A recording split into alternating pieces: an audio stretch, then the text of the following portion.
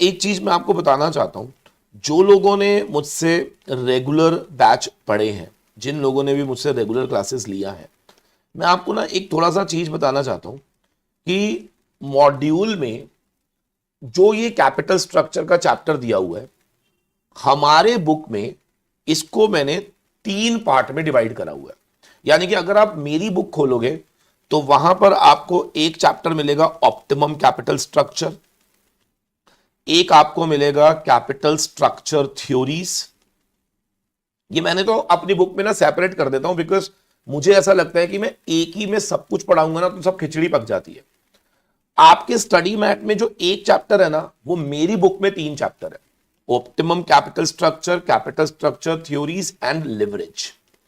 तो अगर मैं आपको ये 3 चीजें रिवाइज कराऊंगा ना, तब जाके आपका कैपिटल स्ट्रक्चर, आपका स्टडी मटेरियल का खत्म होगा।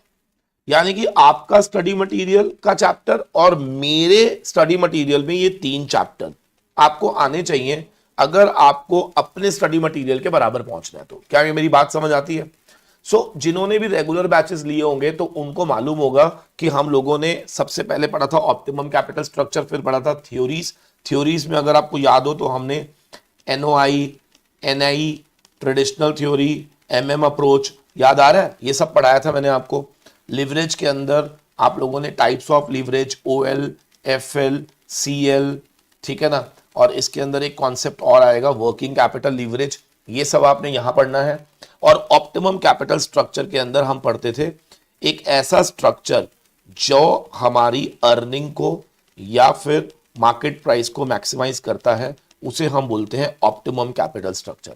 तो बेसिकली जो मेरी बुक में 3 चैप्टर्स का बाइफर्केशन था, आपके स्टडी मटेरियल में सबको मिक्स कर दिया गया है और एक चैप्टर बना दिया गया है जिसका नाम है कैपिटल स्ट्रक्चर।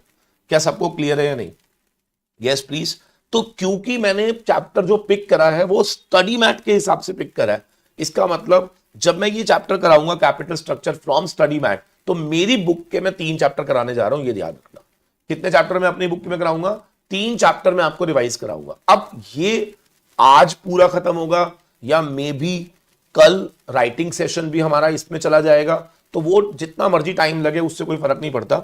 लेकिन ये याद रखना, जब मैं स्टडी मटेरियल का कैपिटल स्ट्रक्चर करा रहा हूं तो क्या मैं अपनी बुक के आपको 3 चैप्टर पूरे 1 to all with all question from study mat and scanner with all theory मैं आपको कवर कराऊंगा।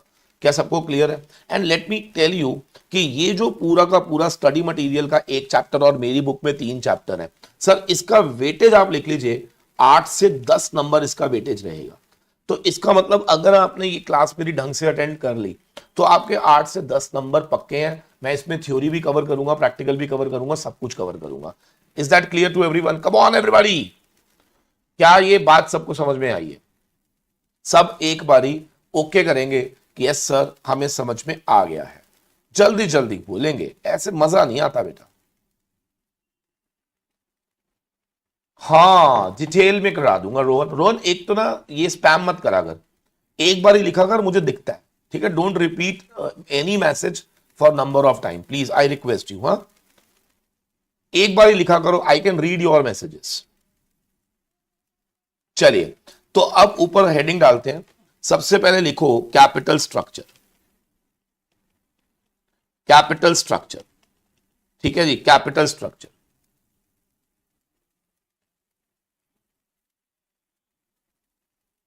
चलिए लिखिए जरा। सबसे पहले तो अगर कोई पूछे व्हाट इज कैपिटल स्ट्रक्चर, तो आपने एक लाइन बतानी है बस। क्या होती है ये? It is a combination of debt and equity. खत्म, finish. What is capital structure everybody? It is a combination of debt and equity. Debt और इक्विटी का जो कॉम्बिनेशन होता है उसी को बोलते हैं हम अपना कैपिटल स्ट्रक्चर। कोई भी कंपनी का कैपिटल स्ट्रक्चर क्या कहलाता है? डेट इक्विटी का कॉम्बिनेशन। ठीक है जी, सबसे पहला क्वेश्चन। सेकंड नंबर पे लिखेंगे types of capital structure. India में या किसी भी कंपनी में कितने तरह के कैपिटल स्ट्रक्चर्स होते हैं? किसी भी कंपनी में कितने तरह के कैपिटल स्ट्रक्चर्स होते हैं? तो याद रखिएगा ब्रॉडली हम इन्हें 4 पार्ट में डिवाइड करते हैं। लिख लो, एक होता है हॉरिजॉन्टल, एक होता है वर्टिकल, एक होता है पिरामिड शेप्ड और एक होता है इनवर्टेड पिरामिड शेप्ड। ठीक है जी, एक होता है हॉरिजॉन्टल, एक होता है वर्टिकल, एक होता है पिरामिड शेप्ड और एक होता है inverted pyramid shaped. Capital structure में अगर पेपर में पूछा जाए how many types of capital structures are there, तो आपको लिखना है 4 तरह के कैपिटल स्ट्रक्चर्स होते हैं। यहां पे लिखेंगे, ये होता है हॉरिजॉन्टल, ये होता है वर्टिकल, ये होता है पिरामिड, ठीक है जी, और ये होता है इनवर्टेड पिरामिड। ठीक है दोस्तों, 4 तरह के कैपिटल स्ट्रक्चर सबने बताना जरा दोबारा से। अच्छा, मैं जब कुछ थ्योरी में पढ़ा रहा हूं ना, तो आपको इंश्योर करना है कि आपको मेरे साथ साथ बोलना है। हाँ जी, जरा सारे बच्चे बोलेंगे कितने तरह के कैपिटल स्ट्रक्चर्स होते हैं। सबने बोलना है, मैंने कहा सबने बोलना है। बताओ, पहला horizontal, vertical, pyramid shaped and then inverted pyramid shaped. ठीक है सर, अब जरा ध्यान से सुनेंगे। जब मैं ये बोलता हूं हॉरिजॉन्टल, तो यहां पे हॉरिजॉन्टल में लिख लीजिएगा, हॉरिजॉन्टल का मतलब होता है एक ऐसा कैपिटल स्ट्रक्चर जिसमें 100% इक्विटी होता है। यानी कि अगर आपके कैपिटल स्ट्रक्चर में 100% इक्विटी होगा तो that is called as horizontal capital structure. हाँ जी, क्या कहलाता है वो? हॉरिजॉन्टल। यानी कि यहां पर जो भी आपको फंड्स रिक्वायर्ड होते हैं, जो भी आपको फंड्स रिक्वायर्ड होते हैं फॉर ग्रोथ, अगर मान लो आपको बिजनेस को बड़ा करना है, तो वो या तो इक्विटी की फॉर्म में रेज किया जाता है या फिर रिटेन्ड अर्निंग का इस्तेमाल किया जाता है। ठीक है जी, 100% इक्विटी का मतलब होता है कि यहां पर अपन डेट पे फोकस नहीं करते। उसने बोला क्यों? क्योंकि ऐसी कंपनीज में अज्यूम किया जाता है that cost of debt higher है देन कॉस्ट ऑफ इक्विटी। तो इसीलिए कंपनी ज्यादा रिलायंस किस पे करती है? इक्विटी पे करती है, रिटेन्ड अर्निंग पे करती है, rather than on debt portion. क्या ये सबको क्लियर है या नहीं? Yes please, very good. अच्छा, जब मैं हॉरिजॉन्टल की बात करता हूं तो कहते हैं कि ये मोस्ट स्टेबल स्ट्रक्चर कहलाता है बेटा। Most stable structure. Most stable structure क्यों कहलाता है? ऑफ कोर्स क्योंकि यहां पर आपका फाइनेंशियल रिस्क नहीं होता है। So you are avoiding your financial risk. आप फाइनेंशियल रिस्क को अवॉइड कर देते हो। Why? Because you are relying more on your equity and your retained earnings. ये ध्यान रखना। क्या ये सबको क्लियर है या नहीं? इसको बोलते हैं हॉरिजॉन्टल। सो व्हेन आई से व्हाट इज वर्टिकल, तो वर्टिकल में क्या होता है? लिख लीजिए, स्मॉल अमाउंट ऑफ इक्विटी होती है, स्मॉल अमाउंट ऑफ इक्विटी होती है, ठीक है जी, एंड रिटेन्ड अर्निंग्स। मतलब इसमें ना हम लोग क्या करते हैं, मैं बताता हूं आपको, विद एवर राइजिंग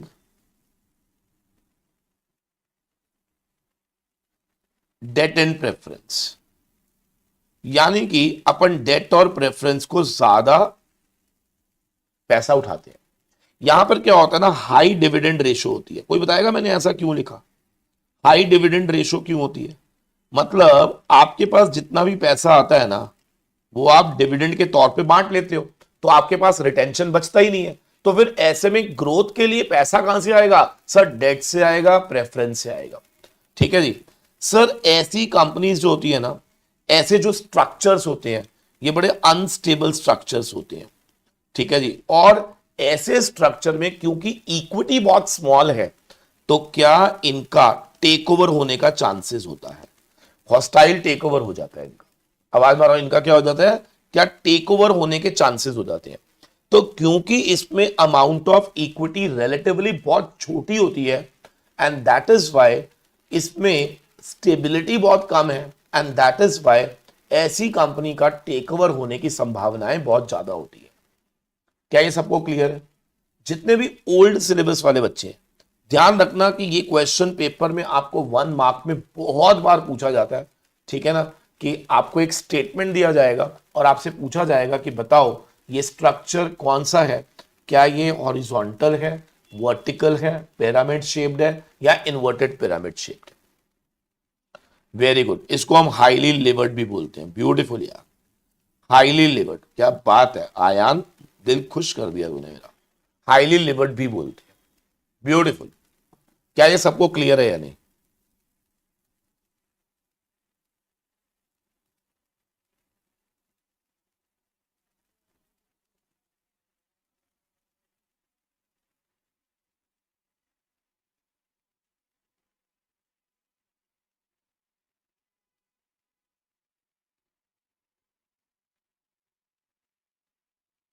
एक सेकंड,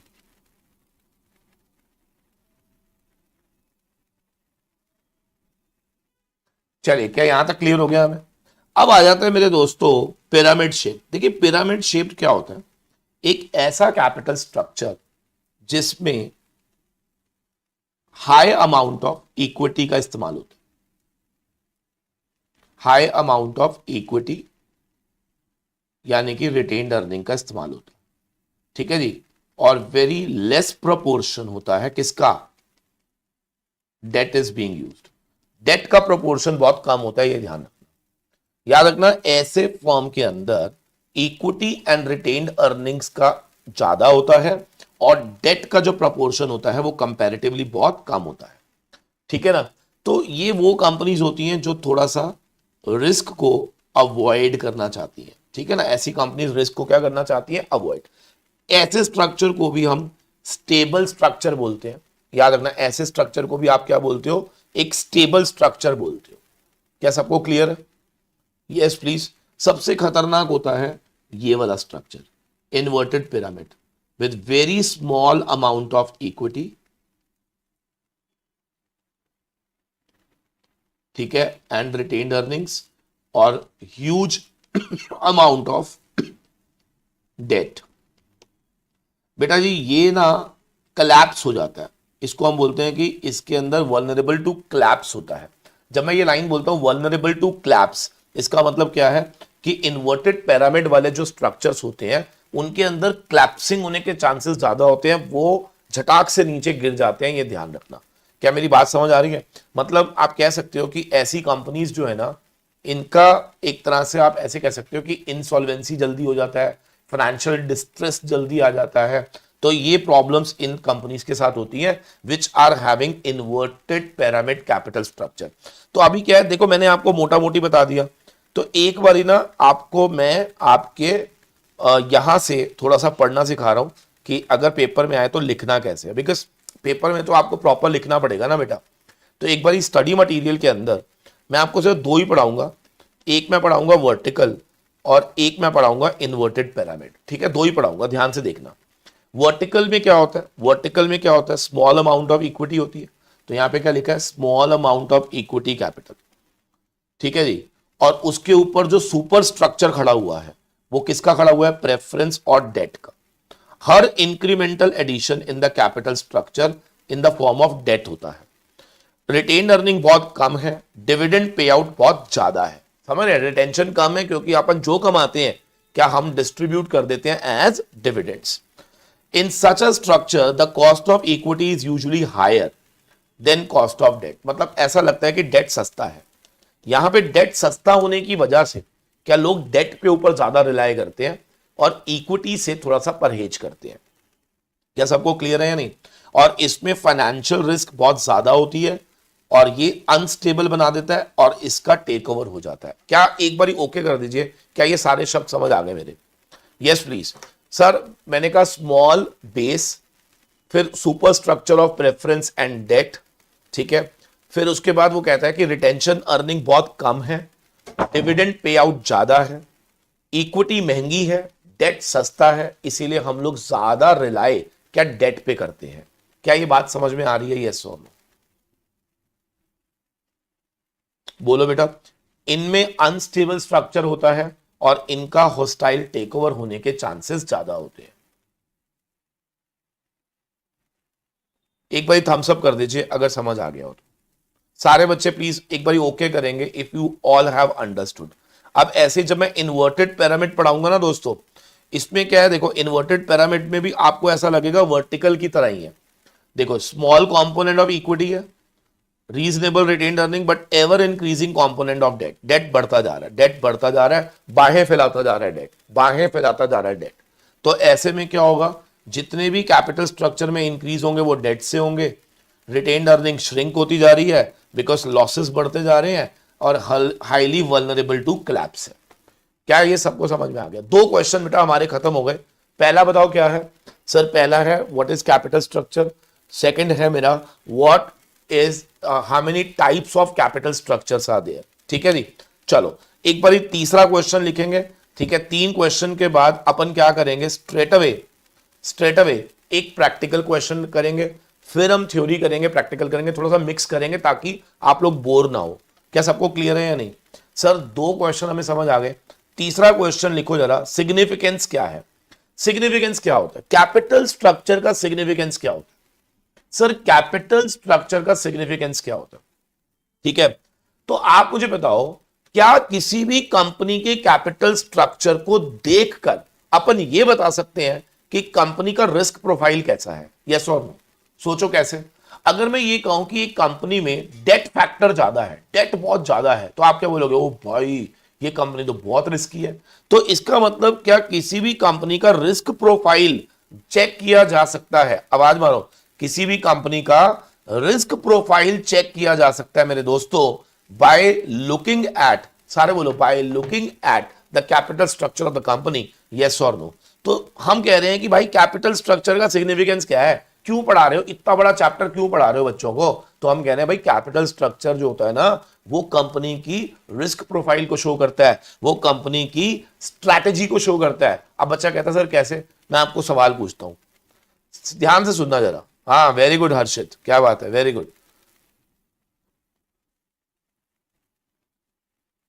मेरा ना एक क्वेश्चन है आप सभी से, ठीक है, जरा सोच के जवाब देना। मैं आपको ना एक सिचुएशन देता हूं, मैंने हालांकि क्लास में बहुत बार ये डिस्कस भी किया होगा आपके साथ। मान लो एक कंपनी है, शार्क टैंक आप देखते होगे, शार्क टैंक के अंदर स्टार्टअप्स है। अब स्टार्टअप के अंदर लेवल ऑफ रिस्क ज्यादा होता है, क्योंकि ऑलरेडी लेवल ऑफ रिस्क ज्यादा है, दे डोंट प्रेफर डेट, तो वो हमेशा इक्विटी की फॉर्म में फंडिंग लेते हैं। बोलो, और अगर कोई ऐसा बिजनेस है जो स्टेबल हो चुका है, अब वो ग्रो करना चाह रहा है, तो ग्रोथ करने के लिए मैं हमेशा बोलता हूं डेट बेटर होता है। तो अगर मान लो कंपनी डेट पे डेट उठा रही है, तो क्या वो उसकी ग्रोथ स्ट्रेटजी हो सकती है? और कंपनी अगर इक्विटी उठा रही है, तो इसका मतलब कंपनी में रिस्क ज्यादा है, इसीलिए कंपनी डेट रेज नहीं करना चाह रही। क्या ये फर्म की स्ट्रैटेजी शो कर रहा है? यस और नो? कौन बताएगा? क्या इससे हमें फर्म की स्ट्रैटेजी पता चल रही है? यस और नो? तो वो यही कह रहा है, ध्यान से देखेंगे जरा।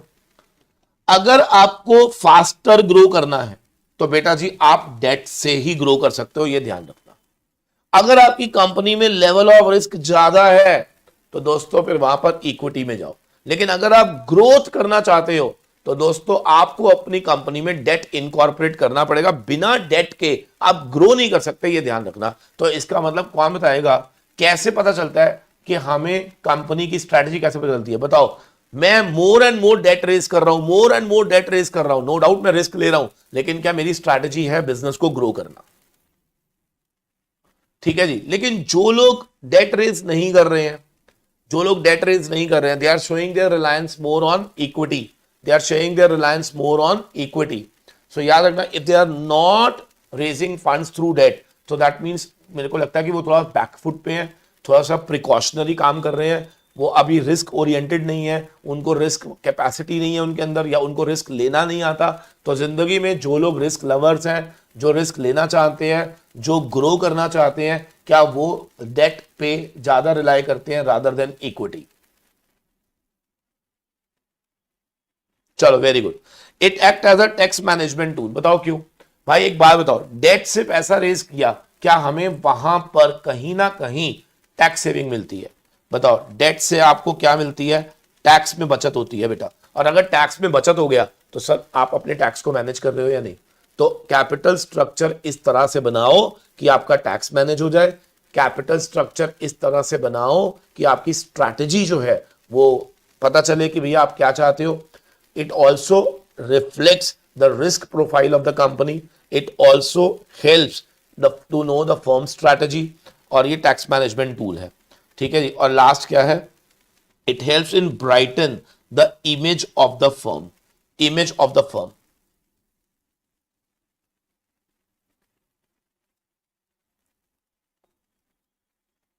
क्या सबको समझ आ रही है? नहीं.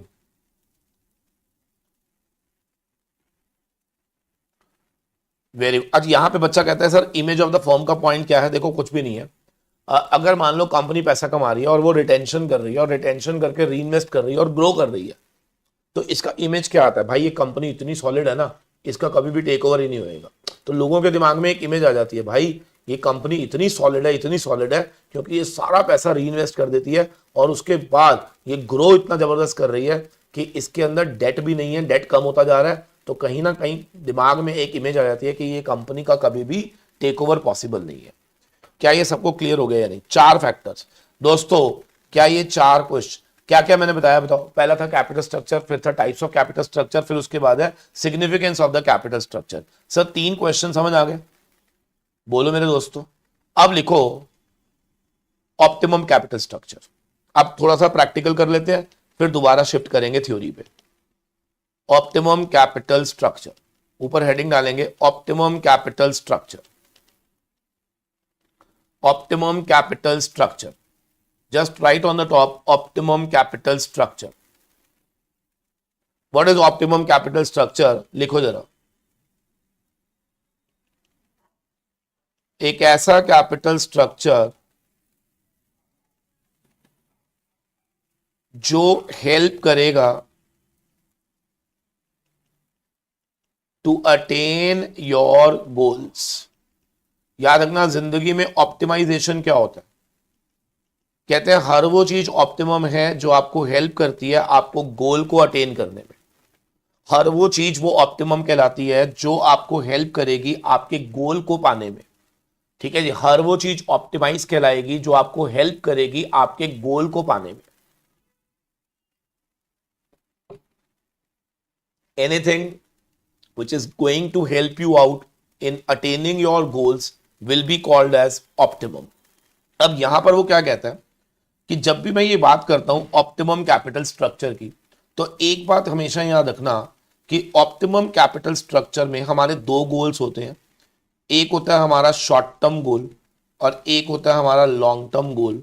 शॉर्ट टर्म का मतलब होता है प्रॉफिट मैक्सिमाइजेशन और लॉन्ग टर्म का मतलब होता है वेल्थ मैक्सिमाइजेशन. प्रॉफिट मैक्सिमाइजेशन का मतलब हम चाहेंगे कि हमारा ईपीएस मैक्सिमाइज हो. वेल्थ मैक्सिमाइजेशन का मतलब हम चाहेंगे कि हमारा मार्केट प्राइस मैक्सिमम हो. तो अगर आपसे कोई ये पूछे कि सर एक बात बताओ, एक बात बताओ, एक बात बताओ, सुनो ना सर, सुनो तो सही, कब ये पता लगाएं कि हमारा कैपिटल स्ट्रक्चर ऑप्टिमम है? तो याद रखना आपको ड्रॉ करनी पड़ेगी एक इनकम स्टेटमेंट और जिस कैपिटल स्ट्रक्चर पे आपका ईपीएस सबसे हाईएस्ट होगा सर वो कहलाएगा ऑप्टिमम कैपिटल स्ट्रक्चर. क्या पहला पॉइंट क्लियर हो गया? Yes please. Which capital structure will be called as optimum? Everybody please tell me. Sir वो कैपिटल स्ट्रक्चर ऑप्टिमम कहलाएगा जहां पर आपका अर्निंग पर शेयर जो होगा वो सबसे ज्यादा पाया जाएगा. सबने बोलना है बेटा. वो कैपिटल स्ट्रक्चर ऑप्टिमम कहलाएगा जहां पर हमारा अर्निंग पर शेयर मैक्सिमम कहलाएगा. क्या यहां तक क्लियर है? यस. तो अब इसके लिए ना प्रैक्टिकल क्वेश्चन करने के लिए आप लोगों को एक काम करना पड़ेगा. Sir what you have to do is आप लोगों को यहां पर एक इनकम स्टेटमेंट ड्रॉ करनी पड़ेगी. ऊपर हेडिंग डालेंगे income statement. Just write on the top income statement. Everybody just write on the top income statement. Sir अगर आपको इनकम स्टेटमेंट बनानी आती है then only you will be able to attempt the practical question based on this. Yes, very good. तो अब आप income statement बनाएंगे. सबसे पहले लिखेंगे यहां पे सेल. ठीक है जी. सेल यानी कि रेवेन्यू भी लिखते हैं कई किताबों में, या तो रेवेन्यू या सेल्स जैसा भी लिखा होगा. माइनस करेंगे यहां से ऑपरेटिंग कॉस्ट. यहाँ पे ऑपरेटिंग कॉस्ट जब आप माइनस करेंगे तो वो वेरिएबल और फिक्स दोनों होंगी। यहाँ पर आएगा ईबीआईटी, जिसे हम नाम देते हैं ऑपरेटिंग प्रॉफिट्स। इसमें से माइनस करेंगे आप interest, you will get earning before tax. कई लोग इसको पीबीटी बोलते हैं, कई लोग इसको टैक्सेबल इनकम भी बोलते हैं। अब ये नाम आपको पता होने चाहिए बेटा, ठीक है ना। टैक्सेबल इनकम, पीबीटी, ईबीटी एक ही बात है, सब साइनोनिम्स है बेटा।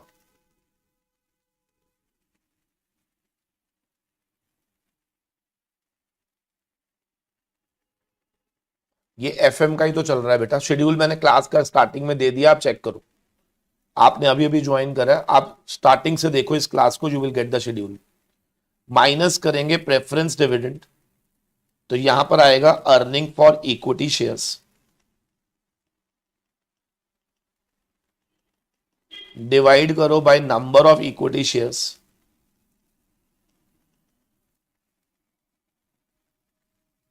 यहां पर आपको मिल जाएगा earning per share, earning per share. ठीक है जी। फर्स्ट कंसीडर सेल, माइनस करो ऑपरेटिंग खर्चे, ठीक है। फिर आएगा earning before interest and tax minus interest, फिर आएगा ईबीटी। ओहो गड़बड़ होगी ना, टैक्स कहां गया? देखो ये बीच में ना डिस्टर्ब करते हैं बच्चे आके। अर्निंग आफ्टर टैक्स, जिसको हम पैट भी बोलते हैं, minus preference dividend, earning for equity divide by number of equity shares, you will get EPS, earning per share.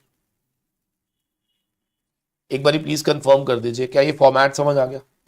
अब जहां पर आपका ईपीएस सबसे हाईएस्ट होगा दोस्तों, वो कैपिटल स्ट्रक्चर कहलाएगा ऑप्टिमम कैपिटल स्ट्रक्चर।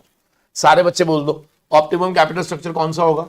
एक ऐसा capital structure where my EPS will be maximum. सारे बोलेंगे, सब बच्चे बोलेंगे बेटा, एक ऐसा कैपिटल स्ट्रक्चर जहां पर हमारा अर्निंग पर शेयर जो होगा वो मैक्सिमम होगा, जहां पर ईपीएस मैक्सिमम होगा। एक बारी जल्दी जल्दी बोलेंगे, एक ऐसा कैपिटल स्ट्रक्चर जहां पर हमारा EPS will be maximum. Very good. तो आइए एक प्रैक्टिकल क्वेश्चन करते हैं। ठीक है जी, प्रैक्टिकल क्वेश्चन कर, लिखो जरा। From given information suggest optimum capital structure. ठीक है जी, लिखो। Funds required 50 lakh, funds required 50 lakh, return on investment 20%। इसका क्या मतलब होता है कि हमारा EBIT will be 20% of capital, यानी कि 20% ऑफ 50 लाख, यानी कि सीधा ही आपको ईबीआईटी मिल जाएगा। ध्यान रखना, जैसे आमतौर पे तो जब हम इनकम स्टेटमेंट बनाते हैं तो उस इनकम स्टेटमेंट के अंदर मेरा जो मेन इंटेंट होता है दैट इज कि मैं रेवेन्यू से स्टार्ट करूं। लेकिन कई बार ऐसा होगा मेरे दोस्तों कि आपको ईबीआईटी ना देकर वो आपको आरओआई दे देगा। अब वो जैसे ही आरओआई देगा तो आपको ईबीआईटी निकालना है। कैसे? आरओआई इंटू कैपिटल एम्प्लॉयड, दोनों को मल्टीप्लाई करके। क्या सबको क्लियर हो गया?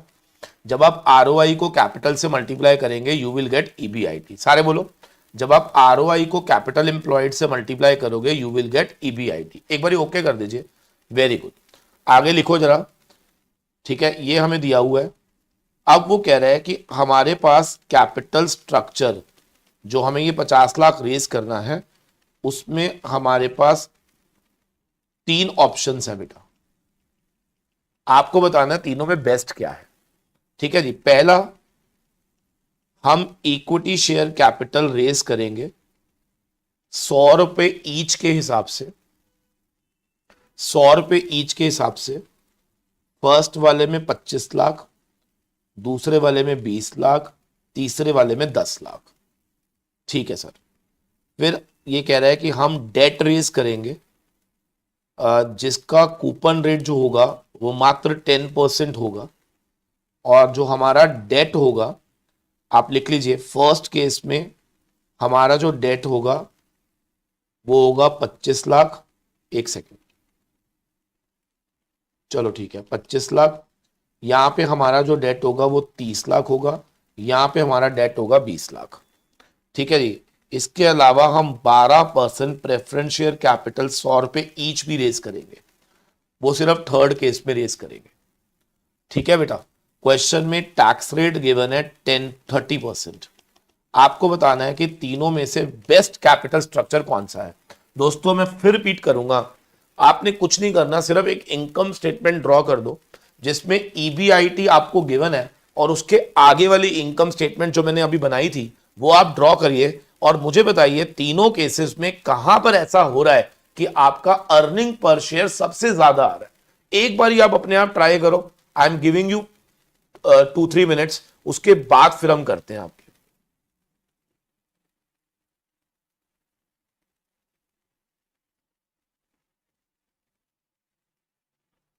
पेपर में आए हुए हैं आर्या, कर लियो यार, उसको जो मैंने कराया वो कर लेना बस अब, ठीक है ना, क्योंकि अब तो मैंने आपको पूरा लर्न ही करा दिया बेटा।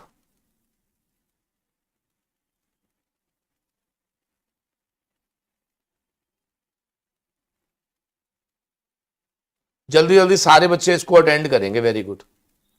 बहुत प्यारे बच्चे हैं, और सारे बच्चे ना पता है आते ही वीडियो को लाइक करते हैं, और सब कर भी चुके हैं, है ना। बड़े प्यारे प्यारे बच्चे हैं ये, जल्दी जल्दी वीडियो भी लाइक करते हैं, और फिर पता है क्लास के बाद कमेंट भी करते हैं, और अपने दोस्तों के साथ शेयर भी करते हैं, ताकि सभी दोस्तों को बेनिफिट होता है।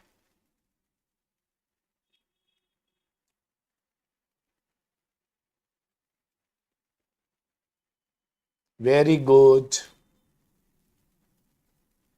जल्दी जल्दी करना है, ये सब कर रहे हो ना।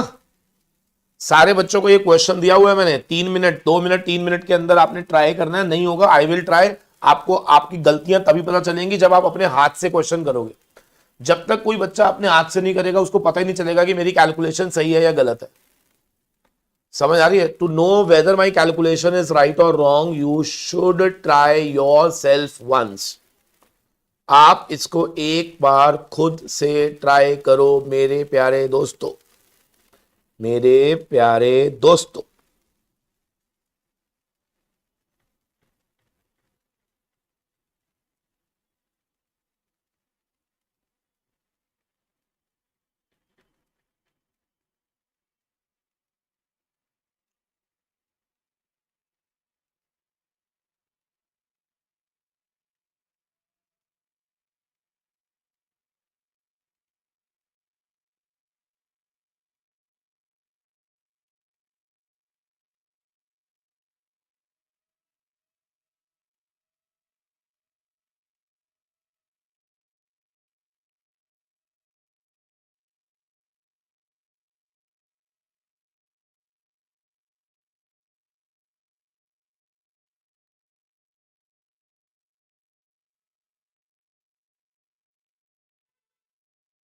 चलिए मैं स्टार्ट कर रहा हूं।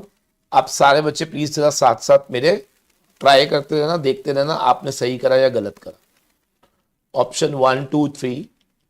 ठीक है, सबसे पहले इनकम स्टेटमेंट, क्योंकि इस क्वेश्चन में ईबीआईटी गिवन है तो definitely we will be starting from EBIT. इसमें से माइनस करेंगे अपन interest, we will get EBT. Minus करेंगे tax, we will get EAT. Minus करेंगे preference, we will get earning for equity, और उसके डिवाइड बाय करेंगे नंबर ऑफ इक्विटी शेयर्स, तो यू विल गेट ईपीएस। ठीक है जी, ये हमारा तरीका रहेगा। सबसे पहले ईबीआईटी की बात कर लेते हैं। देखिए क्योंकि क्वेश्चन में साफ दिया हुआ था कि ईबीआईटी 10 लाख रुपए है, तो इन ऑल 3 केसेस सबसे पहले आप लिख लीजिए ईबीआईटी 10 लाख। अब आ जाते हैं डेट पर। देखिए पहले वाले केस में डेट है 25 लाख। सबको मालूम होगा जितना कूपन रेट होता है इनटू डेट की फिगर करो तो क्या अमाउंट ऑफ इंटरेस्ट निकलता है। तो 25 लाख का 10% क्या 2.5 लाख रुपए इंटरेस्ट निकलेगा बेटा। तो फर्स्ट केस में आपका इंटरेस्ट अमाउंट आएगा 2.5 लाख, फिर 30 लाख का 10% 3 लाख, फिर 20 लाख का 10% 2 लाख। तो this is how do we calculate amount of interest, यानी कि coupon rate into face value. Formula लिख लीजिए, coupon rate into face value. सारे बच्चे लिखेंगे कूपन रेट जो भी था डेट का इनटू में face value of the debt. Coupon rate दिया हुआ है 10%, फेस वैल्यू दिया हुआ है 25 30 20। तो 25 लाख का 10% 2.5 लाख, 30 लाख का 10% 3 लाख, 20 लाख का 10% 2 लाख। अब इसको माइनस करो, यहां पर आएगा 7.5 लाख, 7 लाख, 8 लाख। अब इस पे हमें टैक्स पे करना है 30%। कौन बताएगा? 7.5 लाख के ऊपर 30% का टैक्स 2,25,000 होता है। आई am not wrong, may be शायद सही बोल रहा हूं मैं। यहाँ पे 2,10 और यहाँ पे 2,40। प्लीज कैलकुलेशन चेक करते रहिएगा।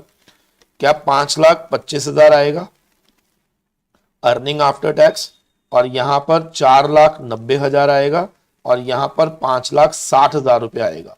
क्या ये सबको क्लियर है या नहीं? बोलो। अब इसमें से माइनस करना है आपने प्रेफरेंस। कौन बताएगा? पहले दूसरे में प्रेफरेंस है नहीं, तीसरे में प्रेफरेंस है। 20 लाख का 12% 2,40,000 रुपए। ठीक है जी। यहां पर बचेगा 5,25, यहां बचेगा 4,90, और यहां पर लेस करके आएगा 3,20,000 रुपए। ठीक है जी, 3,20,000 रुपए। तो ये आ गया अर्निंग फॉर इक्विटी। ठीक है, अब चाहिए हमें नंबर ऑफ इक्विटी शेयर्स। अब नंबर ऑफ इक्विटी शेयर्स कई बच्चों को तकलीफ होती है, तो ये बहुत आसान होता है बेटा। देखो यहां पे कैपिटल कितनी है? 25 लाख, 100 रुपए ईच। मुझे तो नंबर ऑफ शेयर कितने होंगे? 25 lakh divide by face value will give you number of shares. तो 25 लाख डिवाइड बाय 100, बताओ कितना आएगा? 25 लाख डिवाइड बाय 100, क्या यहां पर 25,000 आएगा? बिल्कुल। फिर वहां पर 20 लाख डिवाइड बाय 100, 20,000, और यहां पे 10,000। क्या सबने यही करा है? और अब डिवाइड करेंगे तो हमारे पास आ जाएगा अर्निंग पर शेयर। यहां पर आएगा अर्निंग पर शेयर 32 रुपए, यहां पर आएगा आपका 24.5 रुपीज। कैलकुलेशन देख लीजिए, और 2 रुपए 10 पैसे। वेरी गुड यार। अब कहां पे आपको लग रहा है सबसे ज्यादा आया? थर्ड वाले में आया, तो ये कहलाएगा ऑप्टिमम। क्या मेरी बात समझ आ रही है? तो optimum capital structure is one where we have got maximum EPS. जहां मेरा ईपीएस सबसे ज्यादा आया, क्या उसी को मैं यहां पर नाम देने जा रहा हूं ऑप्टिमम कैपिटल स्ट्रक्चर। सारे बच्चे एक बारी ओके कर देंगे। क्या हमें समझ में आ गया है मेरे दोस्तों? क्या हमें समझ में आ गया है? ऑप्टिमम कैपिटल स्ट्रक्चर समझ में आ गया है? आवाज मार दो।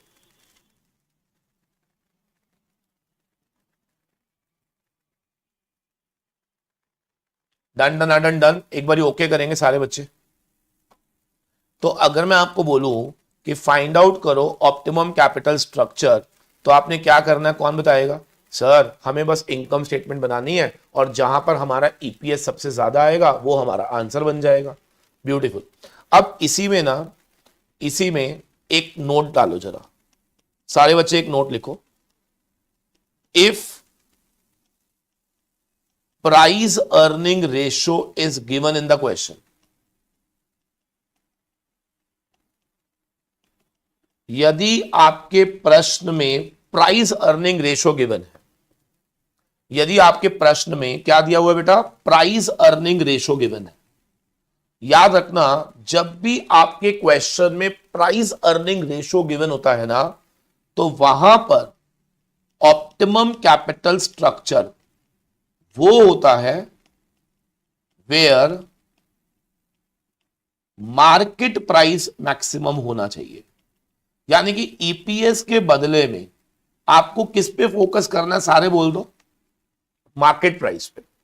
यानी कि वो कैपिटल स्ट्रक्चर ऑप्टिमम कहलाएगा जहां पर मेरा मार्केट प्राइस सबसे ज्यादा होगा। आवाज मारो। एक ऐसा capital structure will be called as optimum where my market price will be maximum.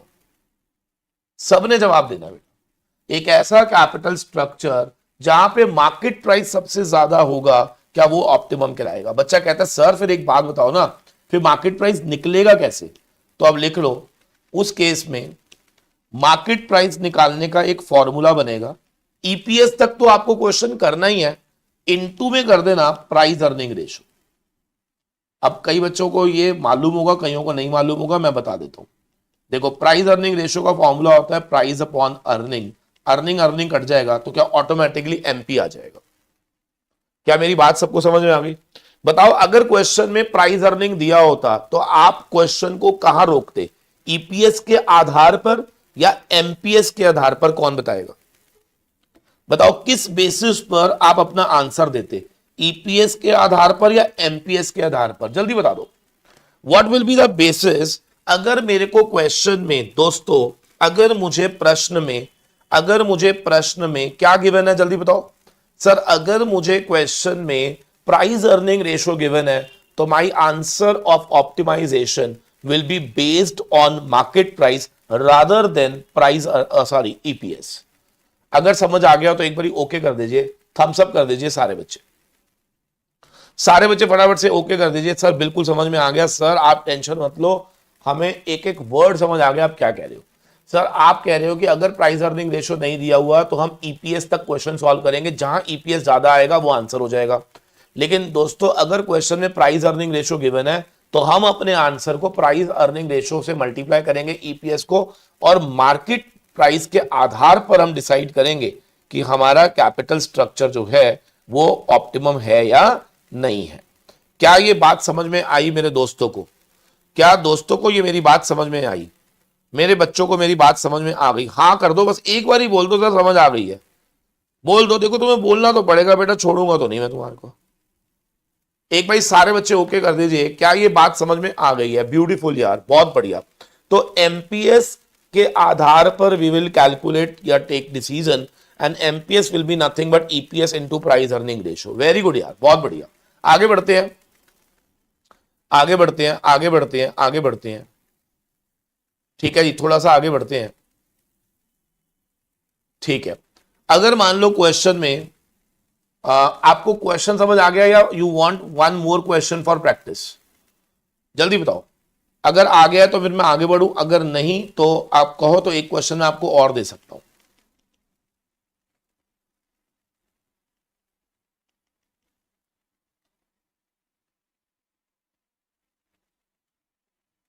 चलो फटाफट से कर ही लो, जल्दी जल्दी स्पीड में करो, आपकी कैलकुलेशन और बेटर हो जाएगी। लिखो, capital required 10 lakh, capital required 10 lakh, ROI 20%। Option 1, option 2।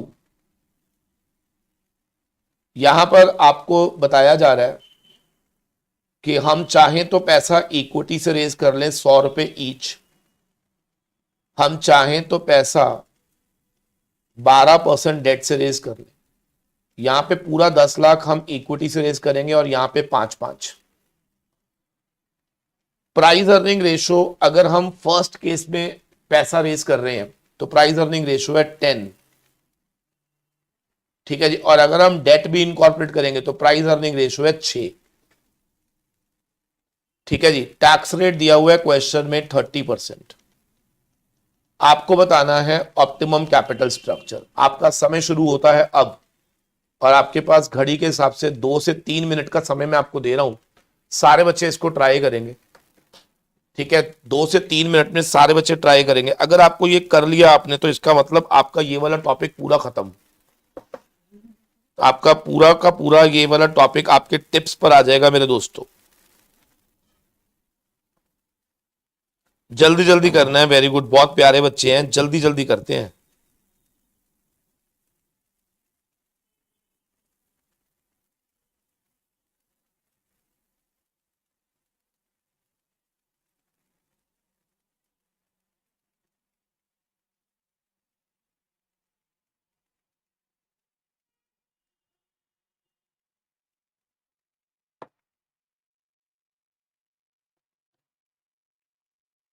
फटाफट से, वेरी गुड, बहुत प्यारे बच्चे हैं ये, जल्दी जल्दी करते हैं, लंबा पढ़ेंगे आज तो मेरे साथ, ये चैप्टर खत्म करके जाएंगे हम तो। क्या कहती जनता?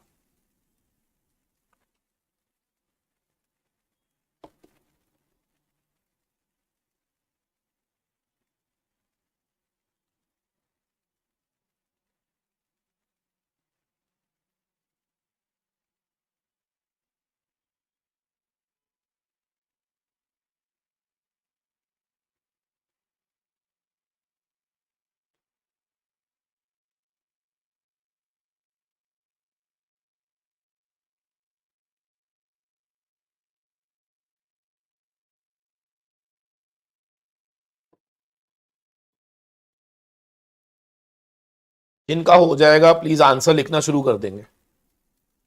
जिनका होता जाएगा कृपया करके अपने अपने आंसर्स लिखना शुरू करेंगे।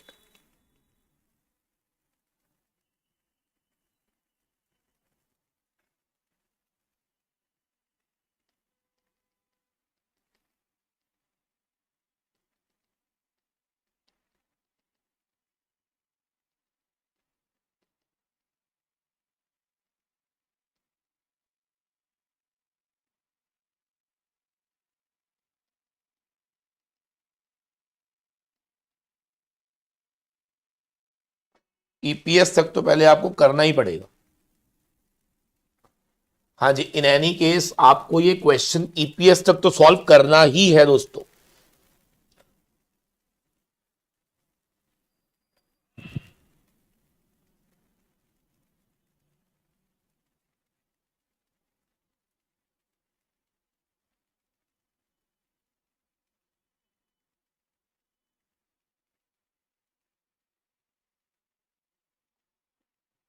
बताना जरा, 10 लाख और 20%, 2 लाख आ गया। इंटरेस्ट की अगर हम बात करें तो केस वन में तो इंटरेस्ट है नहीं, 5 लाख का 12%, यहाँ पे 60,000 आ जाएगा, यहाँ पे 140 आ जाएगा। टैक्स रेट है अपना 30%, 60,000, और यहाँ पे 30% आएगा 42,000, 140, 98,000। प्रेफरेंस क्वेश्चन में है नहीं, तो 140, 98,000। नंबर ऑफ शेयर्स की अगर हम बात करें तो 10 लाख डिवाइड बाय 100, 10,000। ठीक है जी, 5 लाख डिवाइड बाय 100, 5,000। अगर हम ईपीएस के आधार पर अगर हम डिसाइड करते तो दोस्तों इसका आ रहा है 14 रुपए, 14 रुपए, और इसका कितना आ रहा है 19 रुपए 60 पैसे। लेकिन हमने पहले ही बोल दिया कि क्योंकि क्वेश्चन में प्राइस अर्निंग रेशियो गिवन है, तो प्राइस अर्निंग रेशियो यहां पे 10 है और यहां पे 6 है, तो बेटा जी अपन दोनों केसेस में क्या निकालेंगे, मार्केट प्राइस। तो यहां पर आ जाएगा 140। कैलकुलेशन चेक कर लेंगे, क्या सबकी यही आई है बेटा?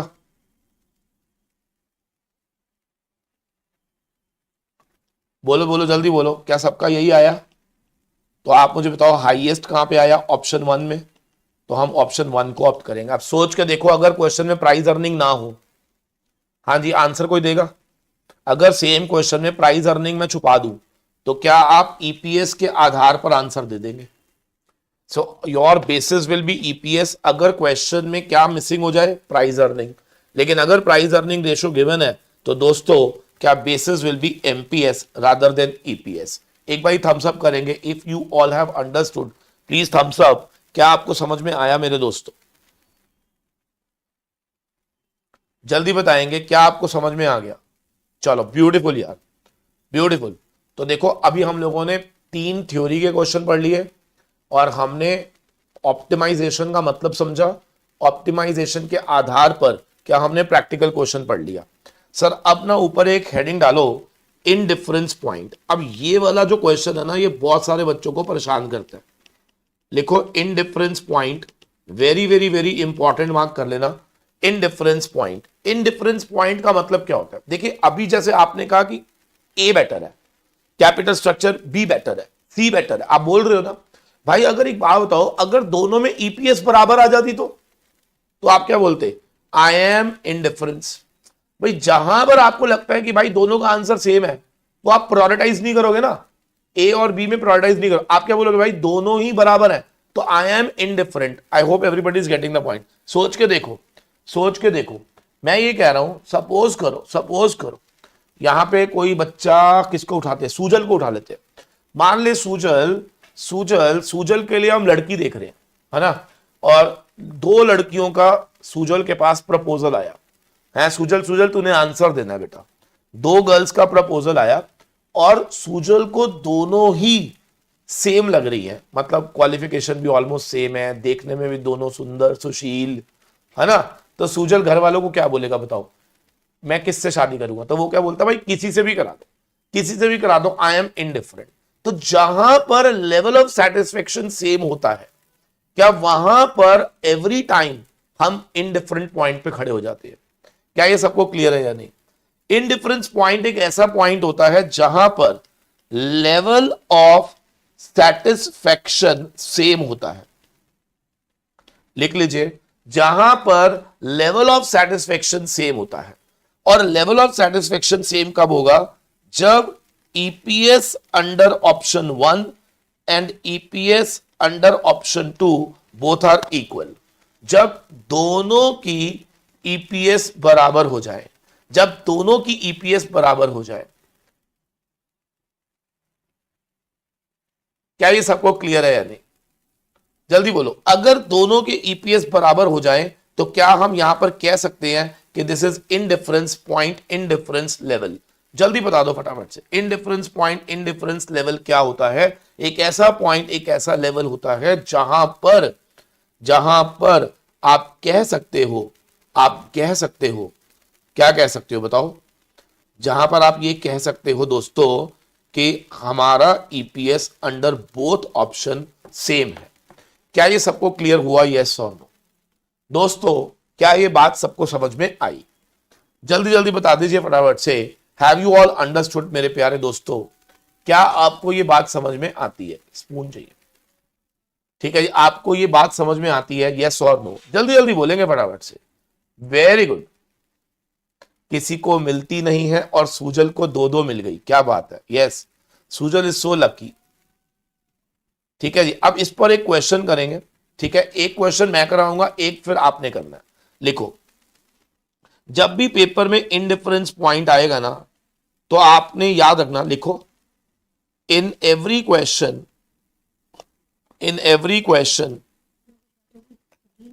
ऊपर आ गया ना,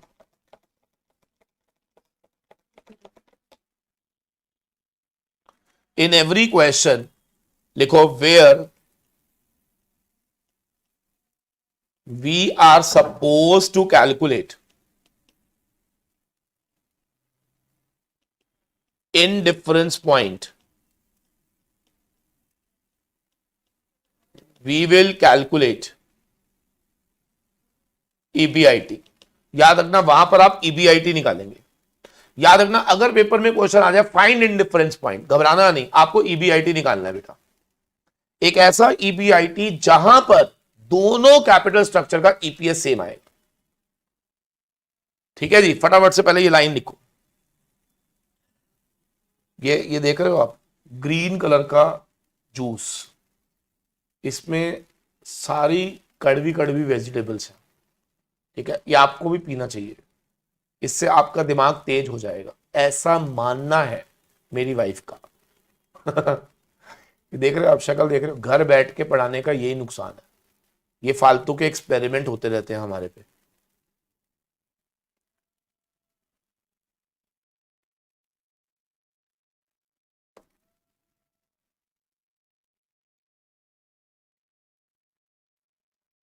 ठीक है, जल्दी जल्दी करेंगे।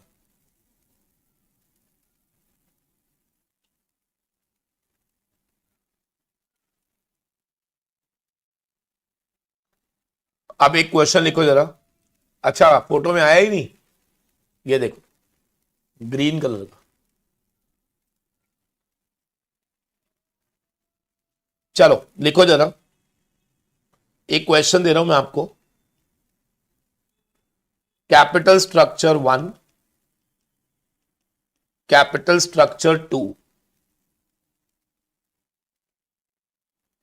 दो कैपिटल स्ट्रक्चर दिए हुए हैं, यहां पे लिखो इक्वल कह रही तभी आपका दिमाग बड़ा तेज है करेले की सब्जी के नाश्ता किया है। हाँ बिल्कुल वंश, यही खाया कर, करेला, हरी हरी सब्जियां खाया कर, 1 महीना सबने यही खाना है, ग्रीन वेजिटेबल्स। आपका माइंड भागेगा एकदम से बेटा, पेपर में अपने आप हाथ चलेंगे, आपको कुछ नहीं करना। यहां पे लिखो 10 lakh, 5 lakh, 12% debt, like this, tax rate दिया हुआ है 30%, और क्वेश्चन है फाइंड करो इन डिफरेंस पॉइंट। आप पहले क्वेश्चन नोट करो, फिर मैं आंसर दूंगा।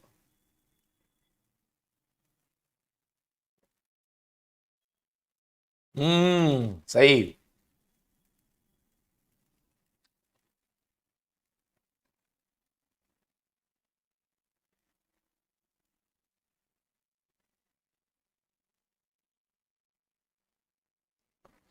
हाँ जी प्लीज इसको एक बारी क्वेश्चन नोट करो, एक सॉल्यूशन मैं दूंगा, अगला आपने करना। देखो कैसे करेंगे इसको।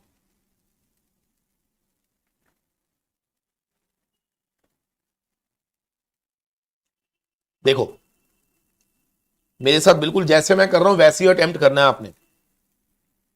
लेट EBIT बी एक्स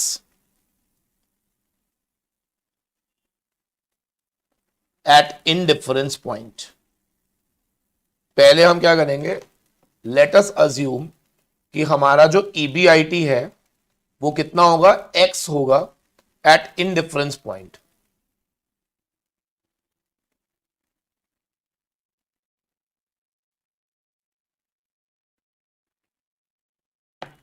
ठीक है सर, अब होगा क्या इसमें,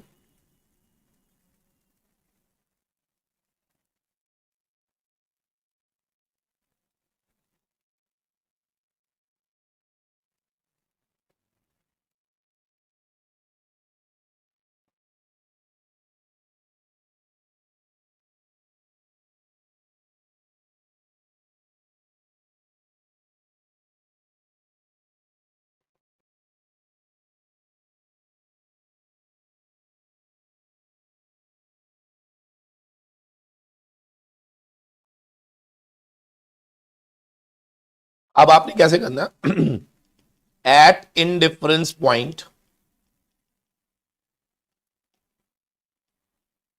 EPS option 1 will be same as EPS option 2। EPS का फॉर्मूला लिखो, EBIT minus interest 1 minus tax rate minus PD upon number of shares. बच्चा कहता है ये क्या कर रहे हो, बताओ, जो मैं वर्टिकली लिखता था वो मैंने हॉरिजॉन्टली लिख दिया। EBIT में से पहले क्या माइनस करते हैं, इंटरेस्ट, ये क्या आएगा EBT, फिर 1 माइनस टैक्स रेट करेंगे तो ये आ जाएगा पैट, फिर माइनस प्रेफरेंस डिविडेंड करेंगे तो आ जाएगा profit for equity, divide by number of shares. ठीक है ना, ठीक है सर। अब पहला वाला चेक करो कैपिटल स्ट्रक्चर, उसमें डेट तो है ही नहीं, प्रेफरेंस भी नहीं है, तो उसमें EBIT के बदले में आ जाएगा x, इंटरेस्ट है नहीं, प्रेफरेंस है नहीं, तो क्या 1 माइनस टैक्स रेट सीधा सीधा आ जाएगा। और नंबर ऑफ शेयर्स की अगर हम बात करें तो क्या 10 लाख डिवाइड बाय 100, क्या सीधा सीधा 10,000 शेयर्स आ जाएंगे। ये बराबर है किसके, EBIT x माइनस इंटरेस्ट की अगर हम बात करें 5 लाख का 12% 60,000, 1 minus tax rate, PD ignore करेंगे, divide by number of shares, number of shares की अगर हम बात करें तो बेटा यहां पर आ जाएगा 5,000।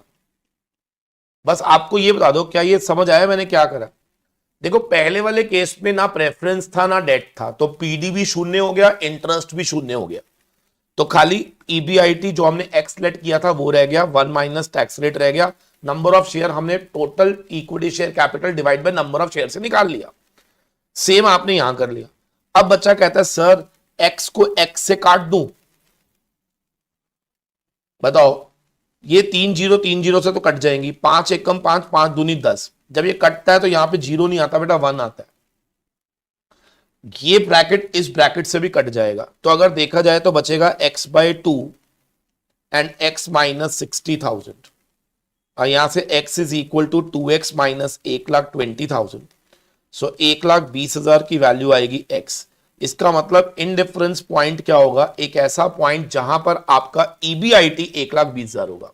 सो अगर मेरा ईबीआईटी 1,20,000 है दोस्तों, तो याद रखना मेरे लिए structure 1 and structure 2 both are same. याद रखना दोनों स्ट्रक्चर सेम माने जाएंगे अगर आपका ईबीआईटी 1,20,000 है तो। एक बारी ओके कर दीजिए। अब एक क्वेश्चन मैं आपको दूंगा आपकी बुक से।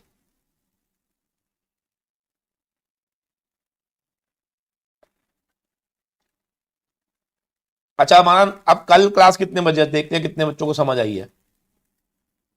कल का क्लास का टाइम बताओ चलो, कौन बताएगा कल की क्लास का टाइम, कौन बताएगा।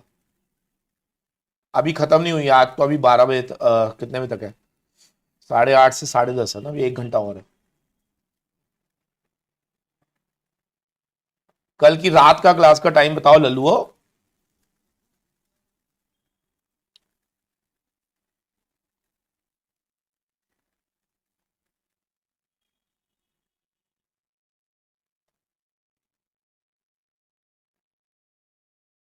9:30 बजे से 11, हाँ मतलब 11 11:30, वो हम देख लेंगे, ठीक है ना।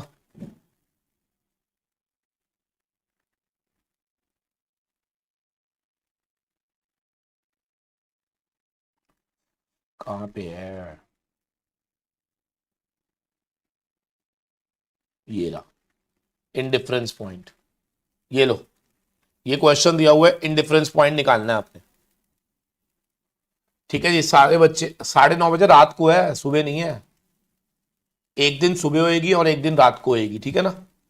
ये क्वेश्चन है बेटा, पढ़ो जरा क्या लिखा है।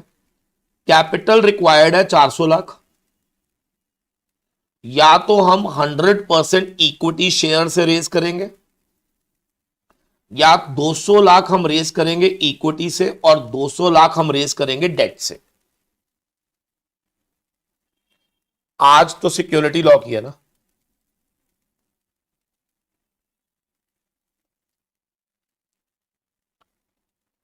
लिखो जरा, कैपिटल स्ट्रक्चर में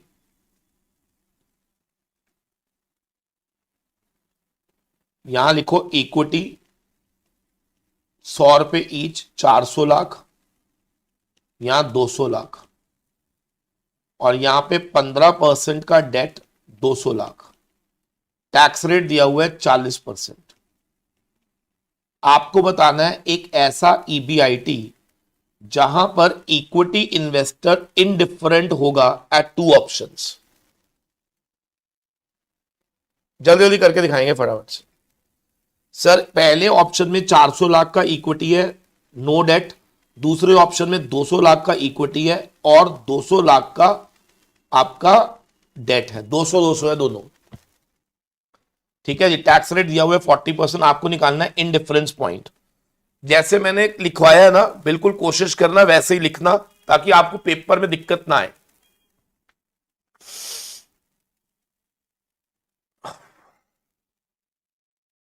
जैसे मैंने करवाया वैसे ही आपने करना है।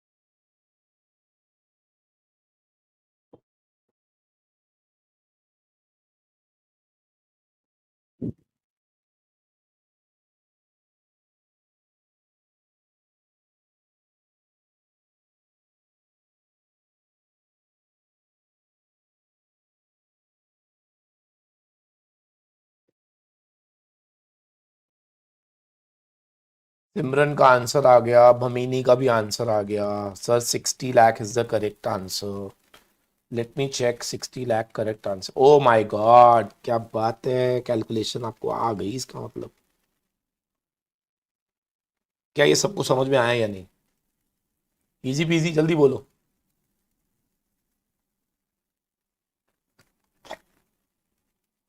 जल्दी बोलो यार। इनडिफरेंस पॉइंट समझ में आया या नहीं?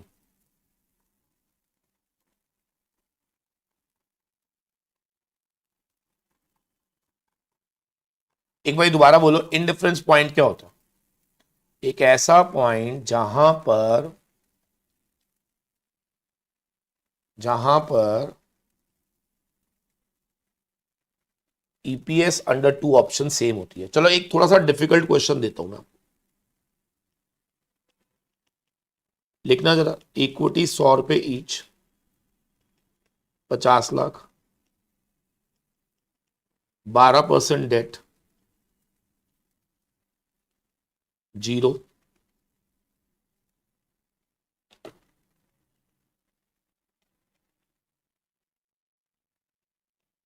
चलो 50 लाख ले लो। थोड़ा सा डिफिकल्ट है ये, ठीक है, थोड़ा सा डिफिकल्ट होएगा, ठीक है। ये मैं खुद ही बना रहा हूं, ऐसा भी हो सकता है इसका आंसर अजीब सही आए, बट मेरा एक्चुअली में ऑब्जेक्टिव जो है ना वो कैलकुलेशन है। मैं देखना चाहता हूं कि हम कैलकुलेशन कैसे करते हैं, बस, और कुछ भी नहीं। कॉन्सेप्चुअल तो मैंने आपको बता ही दिया, और आई एम नॉट श्योर कि ये क्वेश्चन मैंने सही से फ्रेम भी करा है या नहीं करा, बट मैं स्टिल देखना चाहता हूं कि आप एक्स निकालते समय डरोगे तो नहीं। जरा बताओ, अगेन क्वेश्चन में इनडिफरेंस पॉइंट निकालना है। एक बार जरा सारे ट्राई करना, सारे बच्चे ट्राई करना, सारे बच्चे ट्राई करेंगे। EBIT minus interest 6 lakh, 1 minus tax rate 30%। PD है नहीं, फर्स्ट ऑप्शन में पीडी नहीं है। 50 lakh divide by 100, 50,000 is equal to EBIT minus interest नहीं है इसमें, 1 minus tax rate minus preference divide by 80,000। मैं बार बार बोल रहा हूं, आई एम नॉट श्योर ये क्वेश्चन सही फ्रेम करा है या नहीं मैंने, बट मेरा इंटेंट है आपको कैलकुलेशन पे थोड़ा सा यूजर फ्रेंडली करना। कई बच्चों का मैथमेटिक्स बहुत पुअर होता है, तो ये उनके लिए कर रहा हूं मैं।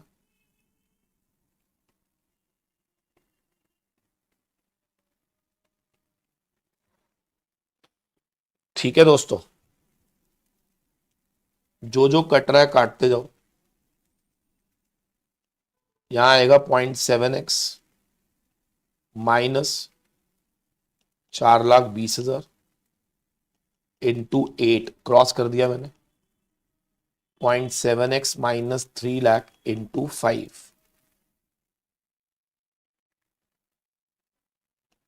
5.7x।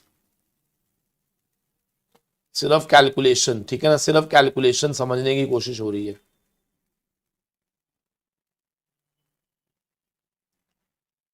33,60,000, 3.5x minus 15 lakh.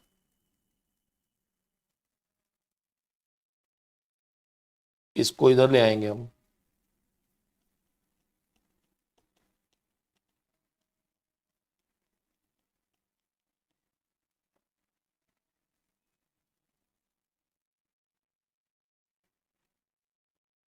यहां पे आएगा 2.1x।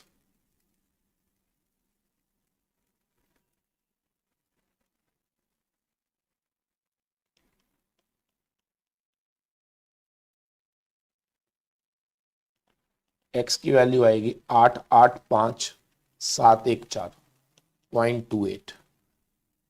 प्लीज अपनी कैलकुलेशन एक बार चेक करो और बताओ क्या यही आ रहा है आपका भी। जल्दी जल्दी चेक करो और मुझे बता दो। देखो कुछ भी नहीं है, मैं तो इक्वेशन वही बनाई है, सब कुछ वही है ना। वो ये कहना चाह रहा है कि अगर मेरा ईबीआईटी इतना होगा तो ऑप्शन 1 एंड ऑप्शन 2 दोनों में ही मेरा ईपीएस जो है वो ऑलमोस्ट बराबर आएगा। अगर समझ आ गया हो तो प्लीज एक बार ओके कर दीजिए, बिकॉज कोई नया कॉन्सेप्ट नहीं था, सिर्फ कैलकुलेशन वाला पार्ट था। तो इनडिफरेंस पॉइंट इसी के साथ हमारा समाप्त होता है। इनडिफरेंस पॉइंट हमारा समाप्त होता है। I hope everybody is clear. तो कैपिटल स्ट्रक्चर में आपको यह समझ आ गया कि ऑप्टिमाइज कैसे पता लगाते हैं। आपको यह भी पता चल गया कि कैपिटल स्ट्रक्चर के अंदर इनडिफरेंस पॉइंट क्या होता है।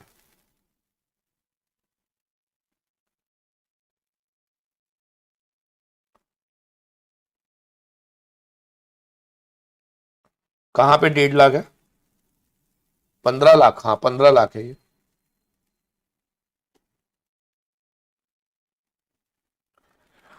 हो हो हो।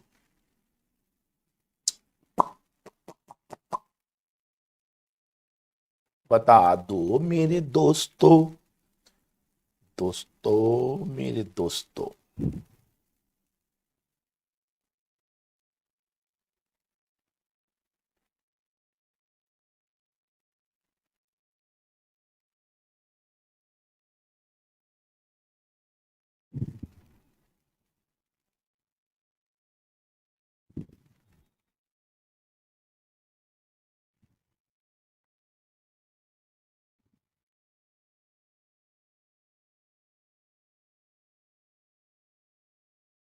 Done done done. चलो ब्यूटीफुल यार, जबरदस्त, outstanding. Indifference point done. Yes please. Indifference point समझ में आ गया? एक बार ओके कर दीजिए। यस सर, समझ में आ गया है।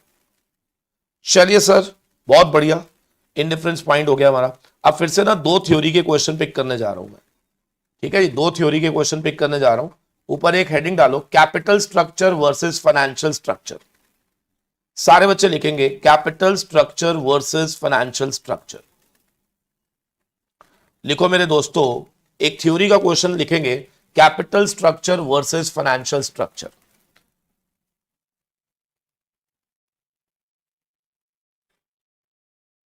Yes please.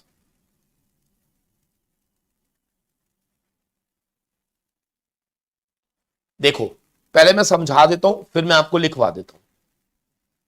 सामने देखेंगे जरा। देखो, जैसे ये बैलेंस शीट होती है ना बेटा, ये बैलेंस शीट होती है।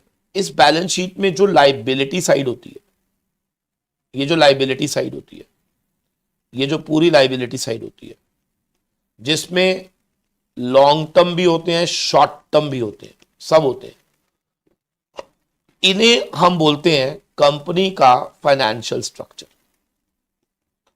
यानी कि financial structure is nothing but the liability side of the balance sheet. याद रखिएगा, liability side of the balance sheet को हमने यहां पे नाम दिया है फाइनेंशियल स्ट्रक्चर। सो अगर मैं आपसे पूछूं, क्या financial structure includes current liability also? Answer is yes. लेकिन दोस्तों, इसी फाइनेंशियल स्ट्रक्चर में जब हम सिर्फ कैपिटल स्ट्रक्चर वाला पार्ट पिक कर लेते हैं, यानी कि लॉन्ग टर्म वाला पार्ट पिक कर लेते हैं, तो वो बन जाता है कैपिटल स्ट्रक्चर। तो आप मुझे बस इतना बता दो, दोनों में किसका स्कोप ज्यादा है, किसका स्कोप नैरो है? बस ऐसे बता दो। मैं सिर्फ इतना पूछूंगा, स्कोप किसका ज्यादा है? बताओ स्कोप कैपिटल स्ट्रक्चर और फाइनेंशियल स्ट्रक्चर में क्या आपको लग रहा है, किसका स्कोप ज्यादा है, किसका कम है? मैंने तो अभी कुछ पढ़ाया ही नहीं, मैं तो सिर्फ आपको एक मोटा मोटी तौर पे बता दिया कि भैया लाइबिलिटी साइड जो है ना वो फाइनेंशियल स्ट्रक्चर होती है, उसी के अंदर लॉन्ग टर्म भी होता है, शॉर्ट टर्म भी होता है। अगर हम लॉन्ग टर्म वाले को उठा देंगे तो वो कैपिटल स्ट्रक्चर होता है। तो कौन बताएगा कौन नैरो लग रहा है, कौन ब्रॉडर लग रहा है? हाँ जी, आंसर में नैरो कौन लग रहा है, ब्रॉड कौन लग रहा है, किसका स्कोप छोटा लग रहा है, किसका स्कोप बड़ा लग रहा है? फाइनेंशियल स्ट्रक्चर का क्या लग रहा है हर्षिता, ब्रॉडर या नैरोअर? पूरा लिखो, ऐसे मत लिखो फाइनेंशियल स्ट्रक्चर, ऐसे थोड़ी ना यार। बताओ ना क्या फाइनेंशियल स्ट्रक्चर क्या है? वे लल्लू हो।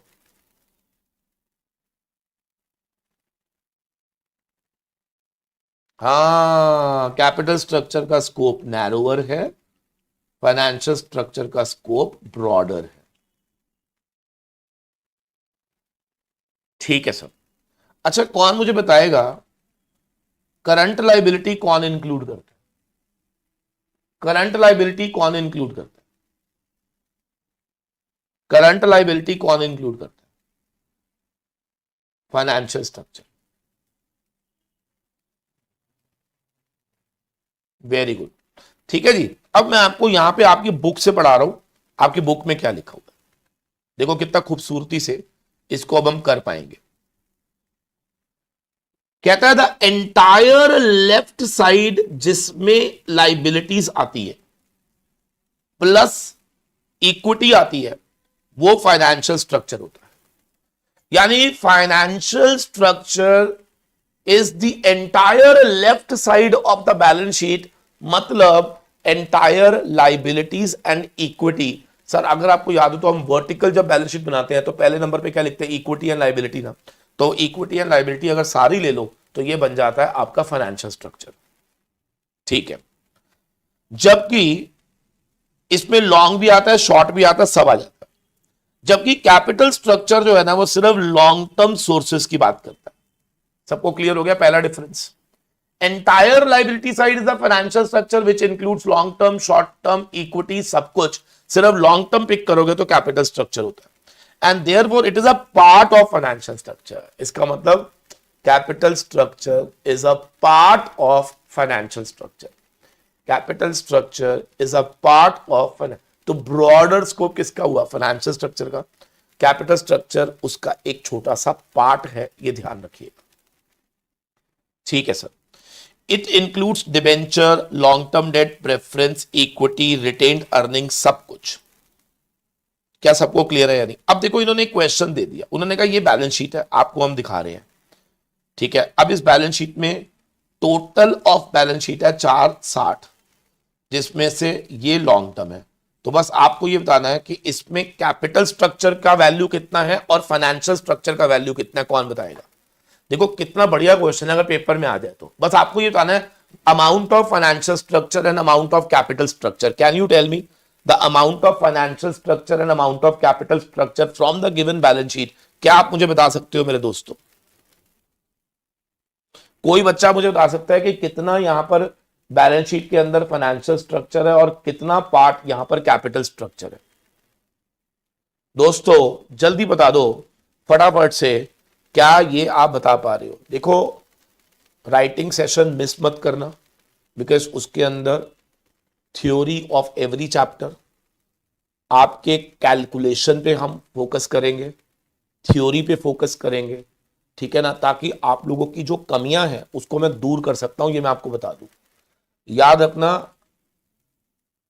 अगर आप अपने डेली के 1.5 से 2 घंटे मुझे दे दोगे सर, आपका रिजल्ट एकदम चेंज हो जाएगा, ये मैं आपको बता रहा हूं। ठीक है ना, बिकॉज आई नो कि आपकी वीकनेसेस कहां पे है, I know where to work more, ताकि आप लोगों का रिजल्ट पॉजिटिव और बहुत बढ़िया आ जाए। ठीक है जी। तो इसलिए बिल्कुल ये मत सोचना कि यार मैं सेल्फ कर लूंगा, मैं ये कर, नो डाउट आप सेल्फ, अगर आपको लगता हो कि आप बिल्कुल 100% श्योर हो कि आप सेल्फ कर लोगे, फिर कोई दिक्कत नहीं है, क्लास मत ज्वाइन करना। लेकिन अगर आपको जरा सा भी डाउट है ना बेटा कि आपको सेल्फ करने में समय ज्यादा लग रहा है या आप डिस्ट्रैक्टेड हो, तो गलती से भी क्लास मत मिस करना, ये बता रहा हूं आपको। क्या सबको क्लियर है या नहीं? Very good. ये फाइनेंशियल स्ट्रक्चर है और ये कैपिटल स्ट्रक्चर है। तो आप देख सकते हो नीचे उन्होंने यही लिखा हुआ है, 460 जो है वो फाइनेंशियल स्ट्रक्चर है, 272 जो है वो हमारा कैपिटल स्ट्रक्चर है। तो क्या हमारा अगला question capital structure versus financial structure clear हो गया हमें? जल्दी बोलो फटाफट से। चलिए अब आ जाते हैं बेटा एट्रीब्यूट्स। 2 क्वेश्चन मैं और कराऊंगा थ्योरी के। ठीक है, 2 क्वेश्चन हम थ्योरी के और करेंगे और उसके बाद हम क्लास को कर देंगे वाइंड अप। ठीक है जी। तो हमारा, मैंने पहले ही बोला, 3 चैप्टर को मिलाकर ये चैप्टर बना है, जिसमें से पहला चैप्टर विद कंप्लीट थ्योरी आज मैं खत्म कर दूंगा, जो कि कैपिटल स्ट्रक्चर था। कल हम लोग रात को जब राइटिंग सेशन लेंगे तो उसके अंदर हम कैपिटल स्ट्रक्चर थ्योरीज NINOIMM वाला खत्म करेंगे और कोशिश करेंगे कल ही हम लीवरेज भी खत्म कर दें, तो हमारी बुक के 3 चैप्टर आज और कल में खत्म।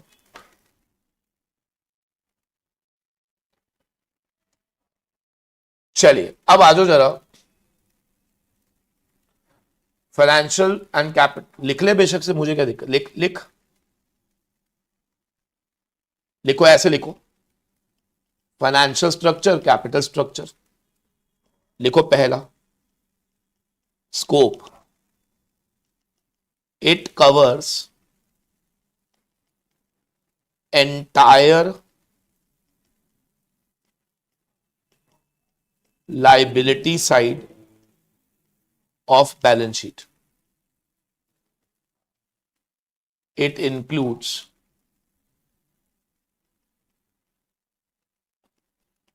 long-term capital in balance sheet.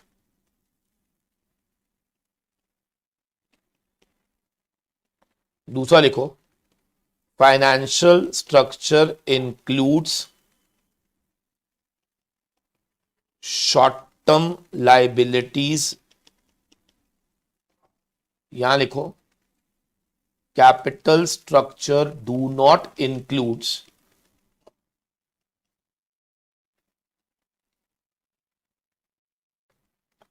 Includes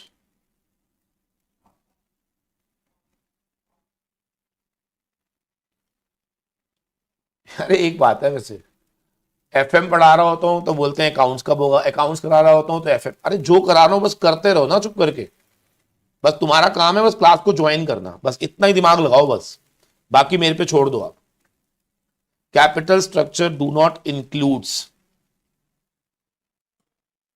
short term liabilities.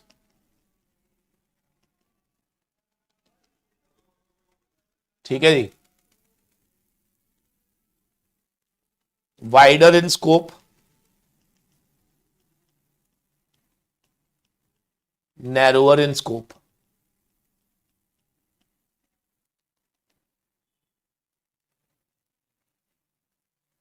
Capital structure is part of financial structure.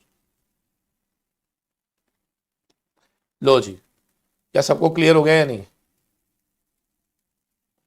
और ये डिफरेंस बहुत बार पेपर में पूछा जाता है, ये ध्यान रखना।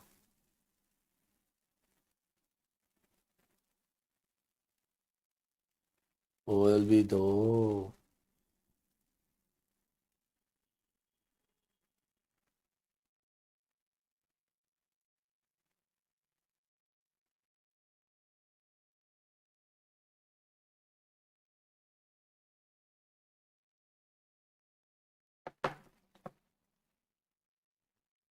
चलिए अब आगे बढ़ते हैं जरा, नेक्स्ट पॉइंट देखना सबने।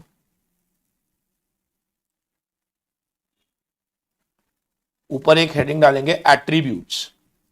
2 क्वेश्चन मुझे कराने हैं बस, ठीक है। एट्रीब्यूट्स, एट्रीब्यूट का मतलब होता है कि अगर आपको एक बढ़िया कैपिटल स्ट्रक्चर बनाना है तो उसके फीचर्स क्या होने चाहिए, है ना। फीचर्स, एक बढ़िया कैपिटल स्ट्रक्चर, एक साउंड कैपिटल स्ट्रक्चर में क्या फीचर्स होने चाहिए। पहला, रिटर्न। आपको यह ध्यान रखना है कि आपका कैपिटल स्ट्रक्चर जो है ना वो मैक्सिमम रिटर्न जनरेट कर सके फॉर द शेयर होल्डर्स। याद रखना, रिटर्न तभी जनरेट करेगा जब आपने कॉन्सेप्ट पढ़ा होगा, अगर आपको याद हो तो, trading on equity. Trading on equity क्या होता है कि अगर हम डेट से पैसा रेज करते हैं दोस्तों, तो डेट सस्ता होने की वजह से क्या हमारे शेयर होल्डर के रिटर्न को बढ़ाता है। यस सर, हमारे शेयर होल्डर के रिटर्न को बढ़ाता है, यह ध्यान रखना। क्या सबको क्लियर है।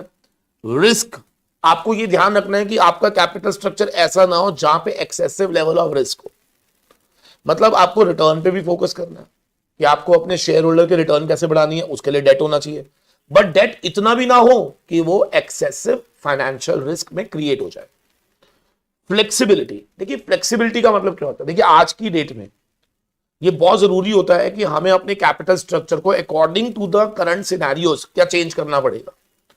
अगर हमें सिचुएशन, जैसे आप समझो, आप कैसे एक आप ऐसे जगह पे रहते हो, एक ऐसी एनवायरनमेंट में हो जो कि बहुत ज्यादा वेरिएट करता है, तो जब बेटा एनवायरनमेंट में वेरिएशन होती है तो आपका कैपिटल स्ट्रक्चर भी फ्लेक्सिबल होना चाहिए कि एज पर द रिक्वायरमेंट क्या हम उसको चेंज कर सके।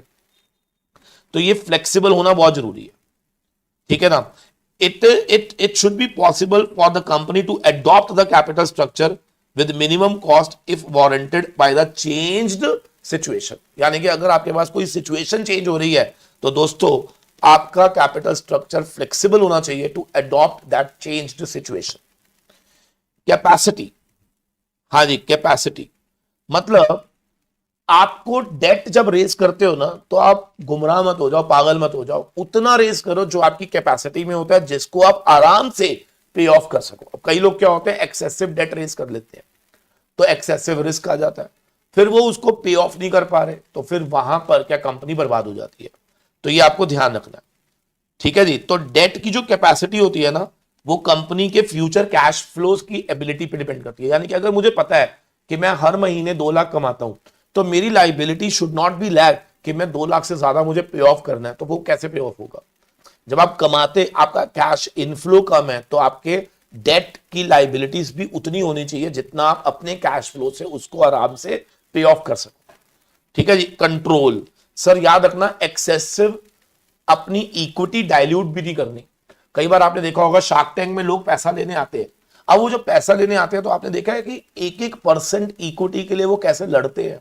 वाई? बिकॉज दे नो कि अगर उन्होंने इक्विटी ज्यादा डाइल्यूट कर दिया तो दोस्तों क्या कंपनी का कंट्रोल चला जाएगा।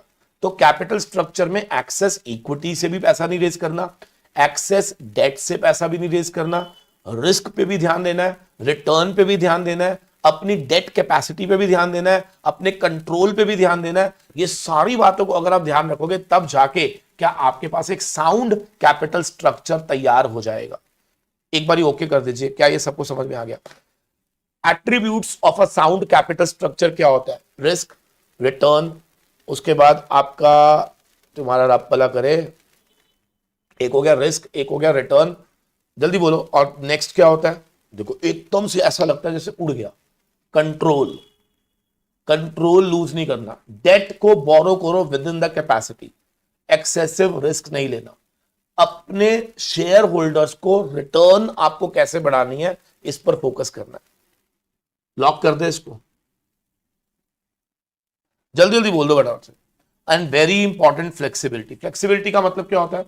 According to the changed situation, क्या हमें अपने स्ट्रक्चर को चेंज करना है to adopt the changes.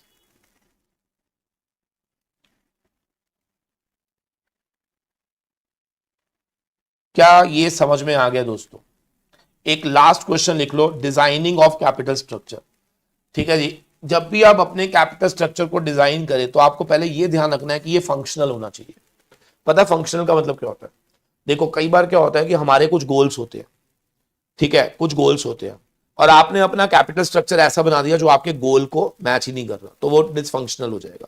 Functional का मतलब होता है जो आपके ऑब्जेक्टिव को, आपके गोल को पाने में एक सिनर्जी देता है। याद रखना कोई भी चीज फंक्शनल कब है? जब वो सिनर्जी इफेक्ट देती है।